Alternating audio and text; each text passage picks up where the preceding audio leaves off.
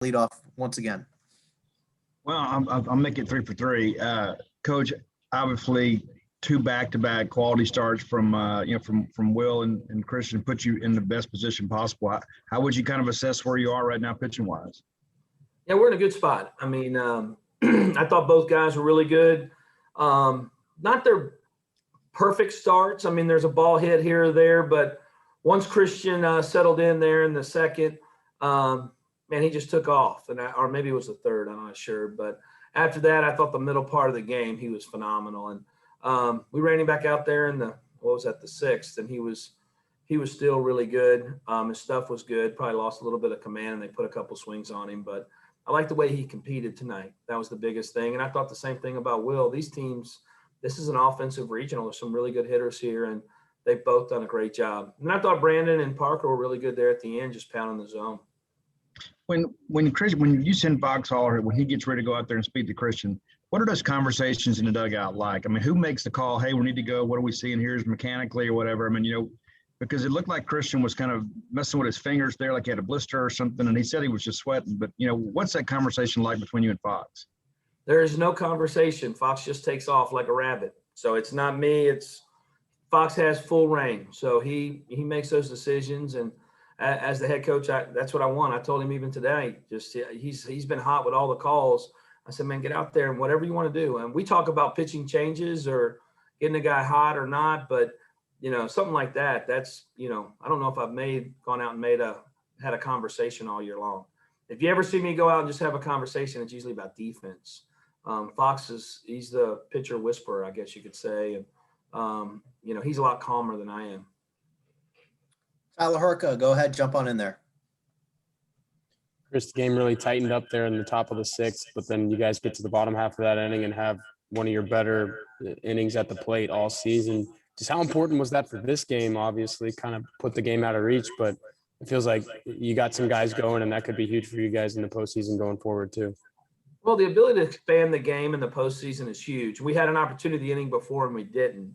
And then you get out there and you put that big. We responded to their inning because it let us rest Landon Sims another night. So it gives us him for tomorrow and gives us an opportunity to run him out there in a win situation. So that was the big piece of it. And it let us get some guys, even getting Parker. Parker hadn't pitched in a couple weeks, and he's been working just like, Cam's been working, everybody's been working. But, man, Parker was really good tonight. And that type of velo this time of year, he can be a weapon for us. Go ahead, David Murray. We've talked before about Rowdy Jordan being kind of a slow starter season, a fast finisher. Well, NCAA play, he's 6 of 10 now. He's driving in runs. He's scoring runs. He's hitting doubles. Just talk about what he's giving you at the top of the order for an offense that really needs to get something going this time of year. Yeah, he's also been a great base runner.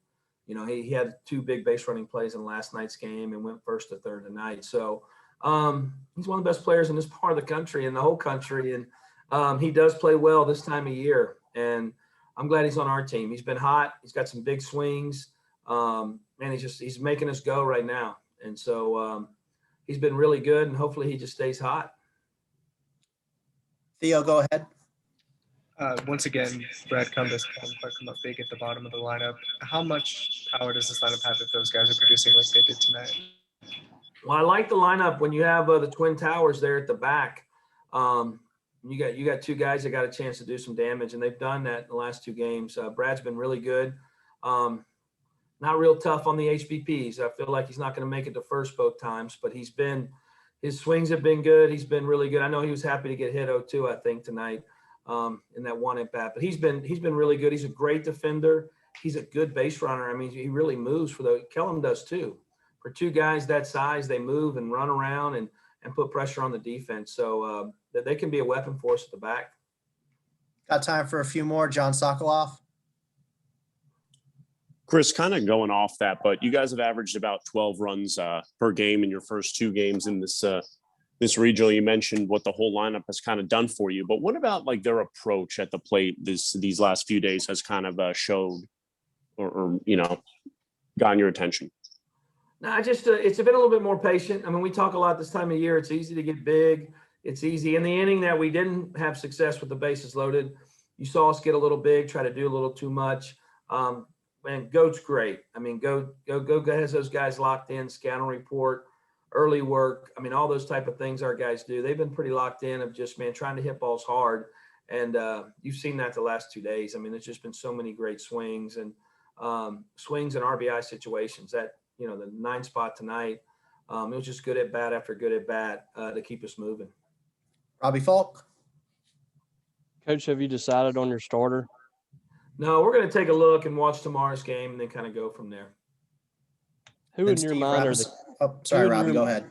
who in your mind are the candidates you think for that spot? It's kind of like a midweek game for us. We're better when we just pitch a lot of different guys. So we'll kind of, I'll talk to Fox and we'll check it out. So. Steve, go ahead, wrap us up. If you had been told before the regional started you'd be 2 wins in a winner's bracket, not having to throw Landon Sims yet, you know, how would you kind of feel about the performance and kind of where you stand? I feel great. That's a big, you know, having Landon in your back pocket. And we were close to going to him tonight. I mean, it was close to, you know, because he can throw 3 or 4 innings at a time. So having him ready, you know, ready for a win, and we'll have him tomorrow. I mean, he hasn't even cranked up yet. He's just played catch. So being 2-0 and being in this bracket is huge. But like I told the guys, I mean, it's there's still work to be done. And we didn't come to win 2. And there's going to be a team that plays a great game tomorrow. It's going to be waiting for us in that others winner bracket. And we're going to have to play good baseball. These teams are all good, and we're going to have to match whoever comes out of that game tomorrow.